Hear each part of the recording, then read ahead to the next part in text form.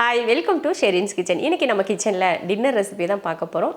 என்ன பண்ண போகிறேன் அப்படின்னு பார்த்தீங்கன்னா, சப்பாத்தியும் அதுக்கப்புறமா சிக்கன் கிரேவி, அதாவது பஞ்சாபி சிக்கன் கறியும் செய்ய போகிறேன். என்னோடய ஸ்டைலில் நான் பஞ்சாபி சிக்கன் கறி எப்படி பண்ணுறேன் அப்படிங்கிறத இப்போ நம்ம வந்து பார்க்க போகிறோம். இப்போ வந்து முதல்ல மாவு பிசைஞ்சு வச்சலாம். ஏன்னா மாவு சப்பாத்திக்கு மாவு வந்து கொஞ்சம் பிசைஞ்சு வச்சா கொஞ்சம் நேரம் ஊறினா தான் அந்த சப்பாத்தி வந்து நல்லா சாஃப்டாக வரும் பார்த்தீங்களா. அதனால மாவு பிசைஞ்சிட்டு அதுக்கப்புறம் மற்ற வேலைகள்லாம் பார்க்கலாம். ரொம்ப சாஃப்டான சப்பாத்தி நம்ம வீட்டில் நான் எப்படி செய்கிறேன் அப்படிங்கிறது தான் இதில் வந்து நான் சொல்ல போகிறேன். இப்போ வாங்க பார்க்கலாம். நான் வந்து 1/2 கிலோ மாவு எடுத்திருக்கேன். அது கூட தேவையான உப்பு சேர்த்துக்கலாம். உப்பு சேர்த்துட்டு அது கூடவே பார்த்திங்கன்னா 1 ஸ்பூன் அளவுக்கு சர்க்கரையும் சேர்த்துக்கலாம். சேர்த்துட்டு இதை நல்லா கலந்து விடுவோம். அடுத்ததாக நல்லா நம்ம குழம்பு கரண்டியில் 1 குழிக்கரண்டி அளவுக்கு எண்ணெயை வெதுப்பாக சூடு பண்ணி ஊற்றிக்கிருக்கேன். இது வந்து ரீஃபைண்ட் ஆயில் தான். கடலெண்ணெய், நல்லெண்ணெய் இதெல்லாம் சேர்த்துக்க வேணாம். ரீஃபைண்ட் ஆயில் இருந்ததுன்னா சேர்த்துக்கோங்க. ஏன்னா அந்த எண்ணெயெலாம் பார்த்திங்கன்னா கொஞ்சம் மணம் இருக்கும் இல்லையா. கடலெண்ணெய் ஸ்மெல் இருக்கும், நல்லெண்ணெயும் அது ஒரு ஸ்மெல் இருக்கும். அதனால் நீங்கள் ரீஃபைண்ட் ஆயில் ஊற்றி இந்த மாதிரி பிணைஞ்சிக்கிட்டிங்கன்னா எந்த ஸ்மெல்லும் இருக்காது. நீங்கள் எண்ணெய் ஊற்றின மாதிரியும் தெரியாது. சரியா? அதனால் எண்ணெயை ஊற்றி நல்லா ஒரு கலரி விடுங்க. எண்ணெய் ஊற்றி நல்லா கலந்ததுக்கப்புறமா தண்ணி சேர்த்துக்கலாம். தண்ணியும் பார்த்திங்கன்னா வெதுப்பாக சூடு பண்ணி தான் சேர்த்துக்கிறேன். எண்ணெயும் சரி தண்ணியும் சரி லைட்டாக நம்ம கை தொடுற அளவுக்கு சூடு வச்சு நீங்கள் பிசைஞ்சிங்கன்னா சப்பாத்தி வந்து சூப்பர் சாஃப்டாக வரும். இதுதான் நம்ம வீட்டில் சாஃப்டாக செய்கிற சப்பாத்தி.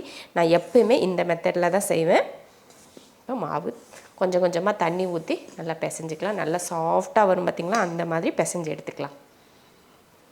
பாருங்கள், மாவு நல்லா சாஃப்டாக பிசைஞ்சாச்சு. அவ்வளோதான். இது அப்படியே ஒரு துணி போட்டோ இல்லை கவர் போட்டோ மூடி வச்சுருங்க. நம்ம கிரேவியெல்லாம் செஞ்சு வரப்போ கரெக்டாக டைம் வந்துடும். ஒரு 1/2 மணி நேரத்துக்கு ஊறிடும். அதுக்கப்புறமா எடுத்து செஞ்சுக்கலாம். மாவு பிசைஞ்சு வச்சுட்டேன். நல்லா கவர் போட்டு மூடி வச்சாச்சு.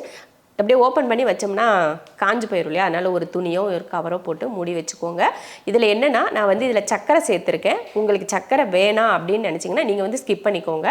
நம்ம வீட்டில் வந்து கொஞ்சம் சர்க்கரை சேர்த்தா பிள்ளைங்களுக்குலாம் என்னென்னா அஸ்மாஸ்புக்குலாம் என்னென்னா அந்த சப்பாத்தி வந்து கொஞ்சம் ஸ்வீட்டாக இருக்கிறது வந்து அவங்களுக்கு பிடிச்சிருக்கு. அதுவும் இந்த பஞ்சாபி சிக்கன் அப்புறம் பட்டர் சிக்கன் இதெல்லாம் சாப்பிட்றப்போ அந்த சப்பாத்தி கொஞ்சம் ஸ்வீட்டாக இருந்ததுன்னு வச்சுக்கோங்களேன், நல்லாயிருக்கும். டேஸ்ட்டு வந்து ரொம்ப நல்லாயிருக்கும் சாப்பிட்றதுக்கு. அதுக்காகவே நான் சேர்க்காத அன்னைக்கெலாம் கேட்பாங்க, ஏமா நீ சர்க்கரை சேர்க்கலையா சப்பாத்தியில் அப்படின்னு சொல்லி கேட்பானுங்க.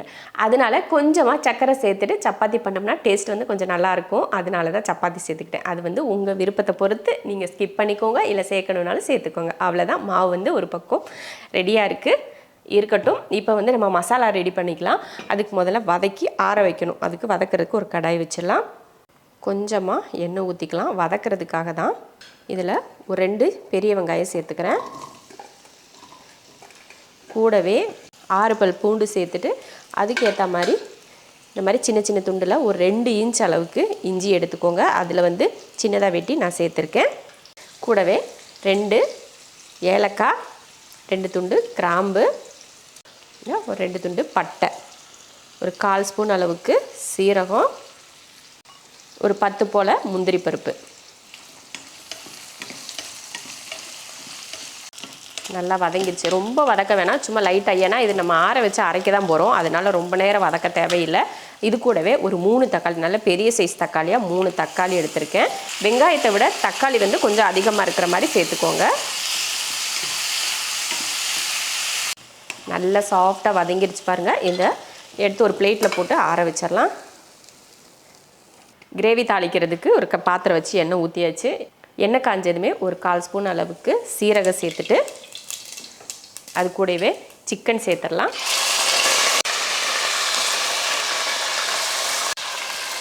அடுத்து உப்பு போட்டு கொஞ்சம் மஞ்சள் தூள் சேர்த்து நல்லா கலந்து விடுவோம்.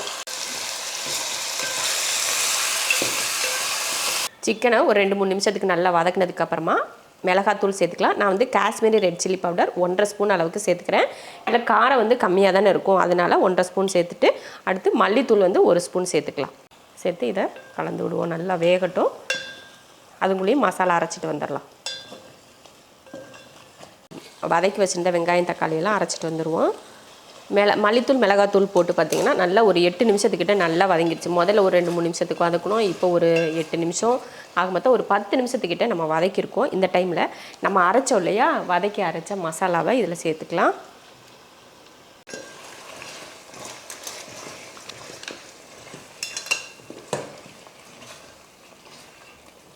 இப்போ தண்ணி சேர்த்துக்கலாம். நம்ம சப்பாத்திக்கு வந்து கிரேவி வந்து இந்த பக்குவத்தில் இதை விட கொஞ்சம் கெட்டி பக்குவத்தில் இருக்கணும். இப்போ நம்ம மறுபடியும் வேக வச்சோன்னா நல்ல கெட்டியாக ஒரு மாதிரி வறுவல் மாதிரி பக்குவத்துக்கு வந்துடும். அதனால இன்னும் கொஞ்சம் தண்ணி வந்து பார்த்துட்டு சேர்த்துக்குருவோம். அவ்வளோதான். இப்போ இது வேகட்டும். உப்பெல்லாம் சரி பார்த்துக்கோங்க. நம்ம முன்னாடி உப்பெல்லாம் சேர்த்துருக்கோம். அதனால் இப்போ வந்து உப்பு சேர்க்க வேண்டாம். உங்களுக்கு பத்தலைனா மட்டும் நீங்கள் சேர்த்துக்கிட்டால் போதும். மறுபடியும் மூடி வச்சு ஒரு 10 நிமிஷத்துக்கு வேக விட்டுறலாம். அவ்வளோதான். நல்லா வந்து கிரேவி வந்து நல்லா பக்குவத்துக்கு வந்துச்சுங்க பாருங்கள். நல்லா ஒரு 8லேருந்து ஒரு 10 நிமிஷத்துக்கிட்ட நல்லா வேக விட்டுட்டேன். கறியுமே நல்லா வெந்திருக்கும். கிட்டத்தட்ட 20 நிமிஷத்துக்கிட்ட சிக்கன் வந்து வெந்திருக்கு. இப்போ இறக்க போகிறதுக்கு முன்னாடி ஒரு ஸ்பூன் அளவுக்கு கசூரி மேத்தி சேர்த்துடலாம். இது சேர்த்துட்டோம்னாலே அப்படியே மனம் அப்படியே தூக்கலாக இருக்கும் பார்த்துக்கோங்க. நம்ம மல்லித்தலை சேர்க்கறத விட இந்த கசூரி மேத்தி சேர்க்குறது அவ்வளோ மணமாக இருக்கும். நல்லா அப்படி ஒரு மனம் மணக்கும்.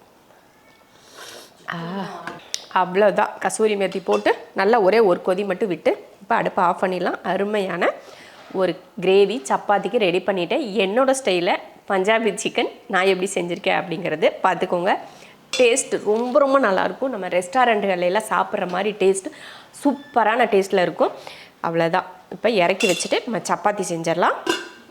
நல்ல மாவு பார்த்திங்கன்னா 1/2 மணி நேரத்துக்கு மேலேயே ஊறிடுச்சு. ஏன்னா மசாலா வந்து வதக்கி ஆற வச்சு அப்புறம் சிக்கனை ஒரு டைம் வந்து தாளித்து அரைச்சி இந்த மாதிரி டைமு ஒரு 1/2 மணி நேரத்துக்கிட்ட நல்லா ஆயிடுச்சு. இப்போ சப்பாத்தி தேய்ச்சிக்கலாம். நான் மாவு பிசைஞ்சது உங்களுக்கு இதே மெத்தடில் நீங்கள் பிசைஞ்சிங்கன்னா சப்பாத்தி வந்து ரொம்ப சாஃப்டாக இருக்கும். இன்றைக்கி மட்டும் இல்லை 2 நாள் வச்சு சாப்பிட்டிங்கன்னா கூட சப்பாத்தி சாஃப்டாக இருக்கும். நீங்கள் நாளைக்கு வேலைக்கு எடுத்துகிட்டு போகணும் அப்படின்னா கூட நீங்கள் நைட்டே செஞ்சு வச்சுக்கலாம். அந்த மாதிரி சாஃப்டாக இருக்கும். சூப்பராக இருக்கும். பழைய சப்பாத்தி நீங்கள் சாப்பிட்ருப்பீங்களா என்னன்னு தெரியல. பழைய சப்பாத்தி டேஸ்ட் ரொம்ப நல்லாயிருக்கும். ட்ரை பண்ணி பாருங்கள். அதே போல் நான் வந்து எப்பயுமே சப்பாத்திக்கு வந்து பிசைஞ்சு ஒன்றா பிசைஞ்சு தட்டி தேய்ச்சி போட மாட்டேன். மொத்தமாக ஒரு 4-5 வந்து தேய்ச்சி எடுத்து வச்சுட்டு அதுக்கப்புறமா தான் போட்டு எடுப்பேன்.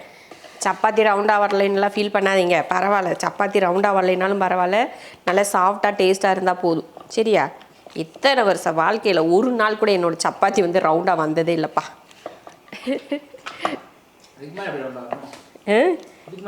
ரவுண்டாக இருக்கா? எப்பா ரவுண்டாக இருக்குன்னு சொல்லிட்டாங்கடா. ஆனால் இந்திக்காரங்க போடுற மட்டும் அப்படியும் நிலா மாதிரி இருக்குது பார்த்துக்கோ. அப்படி உருண்டையாக இந்த மாதிரி இந்த பலகை மாதிரி அப்படியே ரவுண்டாக இருக்குது. அது எப்படின்னு எனக்கு தெரியல. நிறைய பேர் போடுறாங்க அந்த மாதிரி கூட. ஆனால் என்னமோ எனக்கு மட்டும் இந்த சப்பாத்தியில் ரவுண்டாக வர மாட்டேங்குது. சப்பாத்தியை ஒன்று ரவுண்டாக போட தெரில. நீ எல்லாம் என்னக்கா யூடியூப் சேனல் வச்சுருக்குன்னு சொல்லி கேட்டுறீங்க கேள்வி. சரியா? நமக்கு டேஸ்ட்டு தான் முக்கியம். அவ்வளோதான். நல்ல கல் வந்து நல்லா காய வச்சுக்கோங்க. சும்மா லைட்டாக இப்போ தான் சூடாக இருக்குது அப்படிங்கிற மாதிரி இல்லாமல் நல்லா இந்த மாதிரி காய வச்சுட்டு அதுக்கப்புறம் நம்ம தேய்ச்சி வச்சுருக்க சப்பாத்தியை போடுங்க. நான் எப்பயுமே சொல்கிறது தான். இது வந்து புதுசாக சமைக்கிற பொண்ணுங்களுக்காக இப்போ நான் வந்து சொல்லிக் கொடுக்குறது. நல்லா சமைக்கிறவங்களுக்கு எப்படி போடணும் எடுக்கணும் அப்படிங்கிறதெல்லாம் ஒன்றும் பிரச்சனை இல்லை.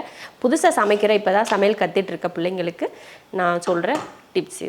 போட்ட உடனே ரொம்ப நேரம் அப்படியே ஒரே இடத்துல விடக்கூடாது. ஒரு 10 செகண்டுக்கு ஒருக்க இந்த மாதிரி சப்பாத்தியை 2 பக்கமும் திருப்பி போடணும். அப்போ திருப்பி போடுறப்ப பார்த்திங்கன்னா இந்த மாதிரி நல்லா அப்படியே பபிள்ஸ் மாதிரி வரும் பாருங்கள். அந்த மாதிரி வந்ததுக்கப்புறமா மறுபடியும் திருப்பி போடுங்க. நான் வந்து இதில் எண்ணெயெல்லாம் நான் ஊற்ற மாட்டேன். அந்த மாதிரி உங்களுக்கு எண்ணெய் ஊற்றணும் அப்படின்னு இருந்துச்சுன்னா 2 பக்கமும் திருப்பி போட்டு கொஞ்சம் உப்பி வர ஆரம்பிக்கும் பார்த்திங்களா, அந்த டைமில் கொஞ்சம் எண்ணெய் எடுத்து தடவி விட்டுக்கோங்க. நான் முன்னாடியே நம்ம வந்து சப்பாத்தி பிசைகிறப்போ எண்ணெய் ஊற்றி பிசைகிறோம் இல்லையா, அந்த எண்ணெய் மட்டும்தான். மற்றபடி நான் மேலையெல்லாம் எண்ணெய் ஊற்றுறது கிடையாது.